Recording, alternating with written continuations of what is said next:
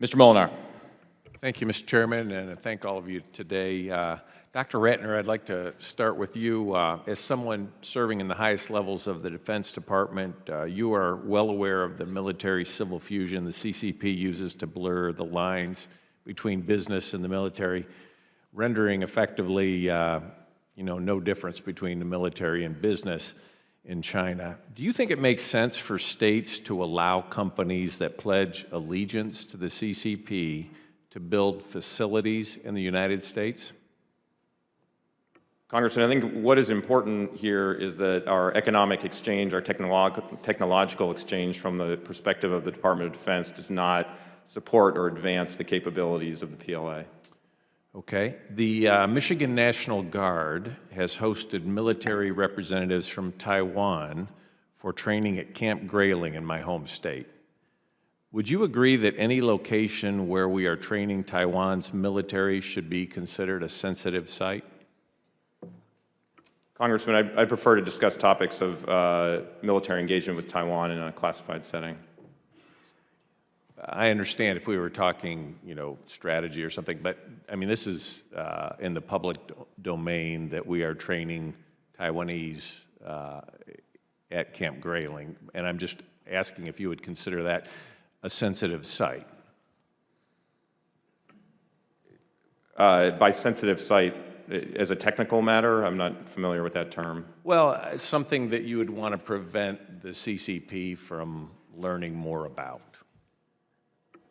Congressman, as I said, I think these matters are best discussed in a classified setting. I don't think it advantages us to expose our military cooperation and support with Taiwan. Okay, so I'm going to take that to say yes, that you do believe that would be a sensitive site. Knowing that the CCP will leverage every asset it can, how many miles away would you be comfortable with a CCP-affiliated company building a factory near a sensitive site? Would it be 10 miles, 20 miles, 200 miles? Congressman, I know that the department looks very carefully at the security, physical security and information security of its facilities. I don't have a direct numerical value for you, but of course that's something we should take seriously. Okay. I say this because there was a situation in North Dakota, as I'm sure you're very well aware, where CFIUS, declined to be involved, and the military had to step in and say, no, this is not acceptable. Are you familiar with that situation? I am, Congressman. Okay. Well, just in general, do you think it makes sense for Michigan to welcome Taiwan's military for training in our state, and then turn around and invite CCP-affiliated companies to build manufacturing facilities in our state? Congressman, I fully understand the point you're making. I agree with it in principle, and I think it's important that as it relates to our unilateral military activities, our activities with all of our allies and partners, that we should be careful because the PRC is going through several means, physical, espionage, cyber attacks, to try to undermine and intervene in those relationships in the United States and around the world, and that's something we ought to be vigilant against. Thank you. And I will take you up on the idea of getting together and talking about this in a different setting. Are you concerned about the delay in delivering weapons to Taiwan? Congressman, I think there is a misunderstanding as it relates to U.S. support for Taiwan in terms of our foreign military sales.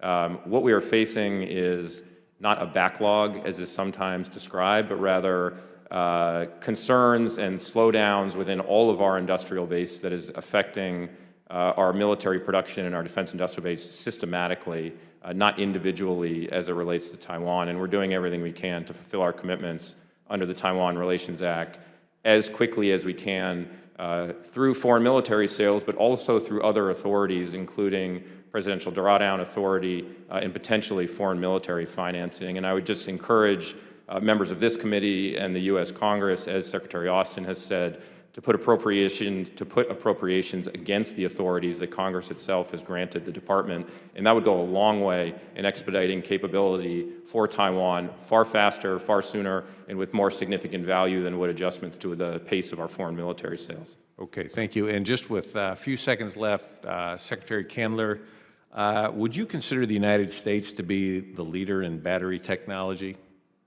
for automotive applications? I'm going to have to take that for the record. I think I am not Yes, deeply. yes or no, real quick? Because your time is.